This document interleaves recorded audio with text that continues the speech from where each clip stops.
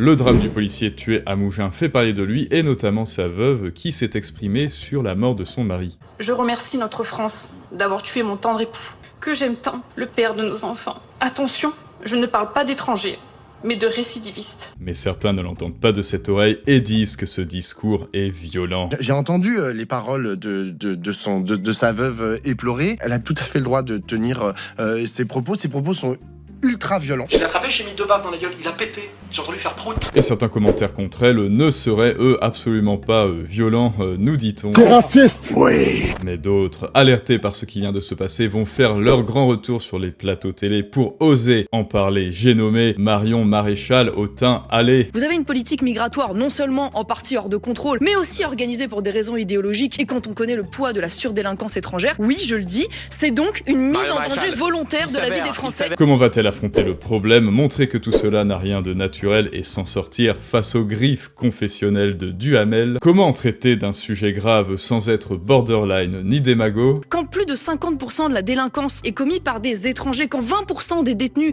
dans les prisons françaises aujourd'hui sont de nationalité étrangère alors qu'ils sont censés représenter 8% de la population, c'est un fait. Voilà, ça peut plaire, ça peut déplaire, c'est un fait. Comme d'habitude, analysons le storytelling et les ruses dessus de ces personnages pour, à votre tour, les utiliser à votre avantage. Alors avant de commencer, le discours en lui-même de la veuve du gendarme Éric Cormin, en plus bien sûr d'être poignant et touchant, selon moi, le discours est objectivement bon. Elle utilise d'abord l'ironie pour aggraver la responsabilité de la France de la mort de son mari, puis elle enchaîne directement avec une métonymie pour établir un état de fait. La France a tué mon mari. Je remercie notre France d'avoir tué mon tendre époux. Attention, je ne parle pas d'étrangers, mais de récidivistes. Je l'affirme haut et fort, la France a tué mon mari. Maintenant, que va faire Marion Maréchal, elle, chez Duhamel? Eh bien, d'entrée, elle va se montrer très subtile et elle va rebondir sur l'ironie de la veuve, observez bien. Je viens d'écouter le député du Nouveau Front Populaire qui s'est exprimé, monsieur Vico, juste avant, et je l'entendais dire, un peu désarmé, oui, mais finalement, ça n'est pas anticipable, donc il n'y a pas grand-chose à faire. Et pardonnez-moi, de quoi on parle? On parle d'un homme qui a été arrêté et condamné près d'une dizaine de fois, et pas simplement pour des délits routiers, pour violence, pour outrage. Elle va rebondir sur l'ironie utilisée par la veuve du gendarme en utilisant quant à elle l'absurde. Et moi personnellement je serais même allé plus loin, j'aurais fait une itération ad nauseum, c'est-à-dire citer tous les hauts faits, tous les accomplissements, tous les trophées PS5 de ce dangereux récidiviste jusqu'à la nausée pour bien montrer toute l'étendue du danger comme l'a fait notre ami Popo. C'est sur le fait qu'un multi-récidiviste qui a effectivement été connu pour violence en 2006, pour outrage en 2009, pour violence en 2010,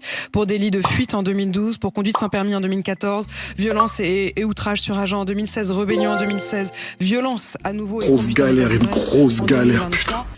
Soit toujours en liberté. Mais là, premier danger pour notre ami Marion, le mielleux Duhamel nous dit pas de vague, il noie le poisson et détourne directement l'attention vers les Français. Après tout, il y a plein de refus d'obtempérer qui viennent des Français. Dans le cas d'espèce, le suspect est capverdien, avec effectivement un titre de séjour qui avait été renouvelé en 2022. Il y a aussi toute une série de refus d'obtempérer qui sont le fait de Français nés en France. Dans ce cas-là, qu'est-ce que vous proposez? Mais fort heureusement, Marion va parer cette petite attaque, elle va recadrer et remettre les choses au bon endroit. Est-ce que vraiment on peut arriver sur un plateau de télévision et considérer que d'un claquement de doigts, les choses Non, mais monsieur Duhamel, excusez-moi, c'est pas polémiquer, c'est mettre le sujet au bon endroit. Voilà, ça n'est pas seulement le sujet d'un refus d'obtempérer dont on parle là, c'est un sujet plus général, qui est celui, je le répète, de la surdélinquance étrangère. Puis elle rebondira à nouveau sur le discours de la veuve en présentant ce qu'elle dit comme un euphémisme pour faire éclater l'absurdité de la situation. Le fait que nous ayons une politique d'accueil excessivement généreuse, madame parlera de tolérance, en l'occurrence l'épouse de ce gendarme, puisque nous avons 3,8 millions de titres de séjour fin 2022 qui étaient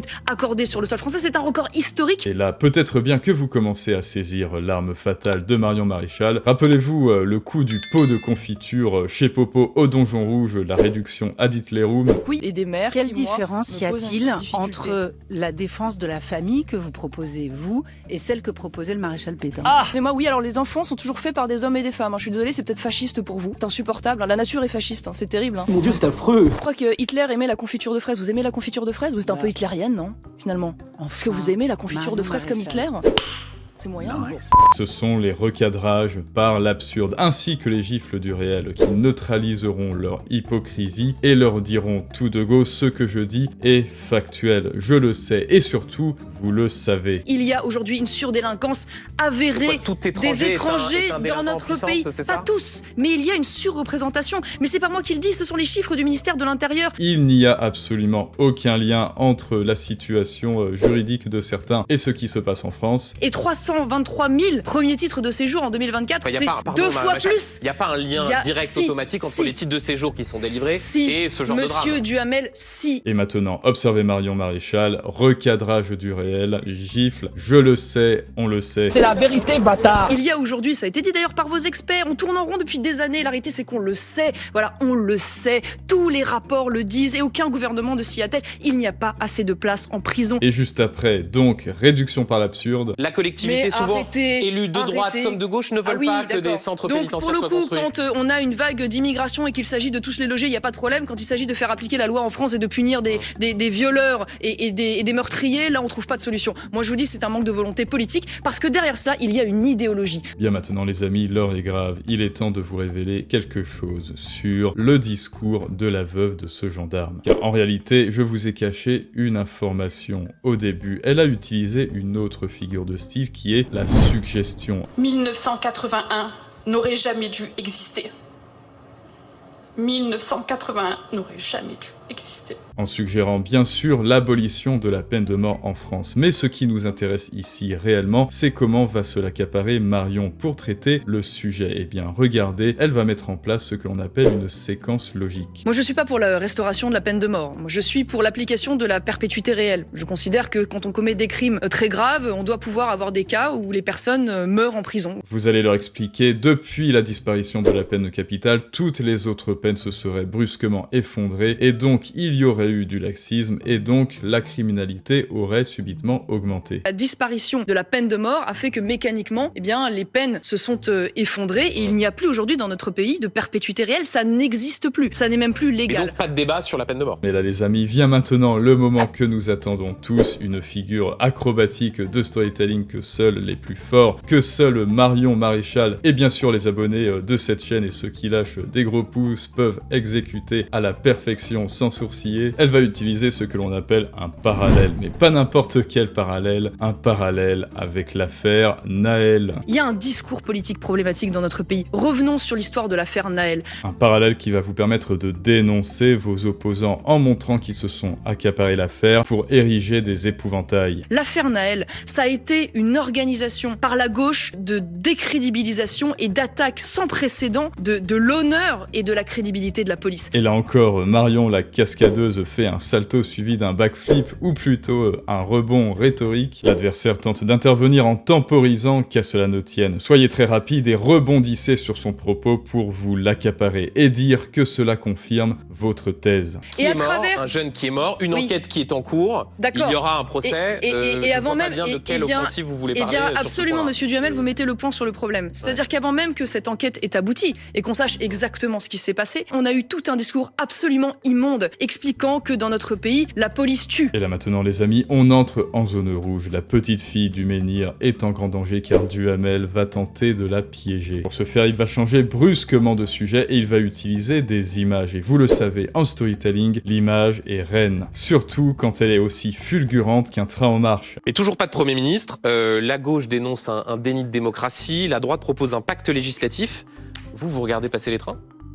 Et à partir de là, on arrive au point culminant du combat, encore plus intense que le combat entre Sang-Gohan et Cell, un intense match façon contre Uno où ils vont se renvoyer la balle dans ce ring médiatique. Sur la question, Marion va feindre l'indifférence, et du tac au tac, que fait Duhamel? Il va feindre l'indifférence sur son indifférence. Je n'attends rien de la nomination d'un nouveau Premier ministre. Vous savez pourquoi? Et en même temps, on vous demande pas votre avis. Non, mais...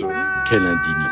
Réinvoquer à nouveau le recadrage, mais pas n'importe quel recadrage. personnage, un élargissement de perspective qui aura un effet de révélation sur la narration. Ah oui, vous m'écoutez pas, mais je m'en fiche, car en réalité, ce sont les Français que vous n'écoutez pas, et ça, c'est grave, c'est le vrai problème, monsieur Duhamel. Oui, bah ça tombe doublement, ça tombe bien, j'ai envie de vous dire, mais en revanche, ce qui est dommage, c'est qu'on ne demande pas vraiment l'avis des Français. L'adversaire est à terre, alors allez, un bon recadrage par l'absurde pour terminer et l'achever. En revanche, ce qui est fascinant, c'est que donc, on a un pays qui n'a jamais autant voté à droite, et on est en train de discuter tous les jours de savoir quel est le Premier ministre de gauche qu'on va mettre aux affaires. Mais Marion Maréchal va maintenant très vite passer au débat final, au boss final. J'ai nommé le Jupitérien Manu, le propriétaire du trône de fer, celui-là même qui a mis un râteau et qui a friendzoné la pauvre Lulu Casté. Le président de la République a souhaité nous recevoir ensemble. Alors, il a accepté le fait que vous y alliez avec le nouveau Front Populaire. Vous n'avez pas été invité, mais il a accepté que vous soyez là. Je suis pas venue ici pour souffrir, ok? Elle qui désormais cherche un travail et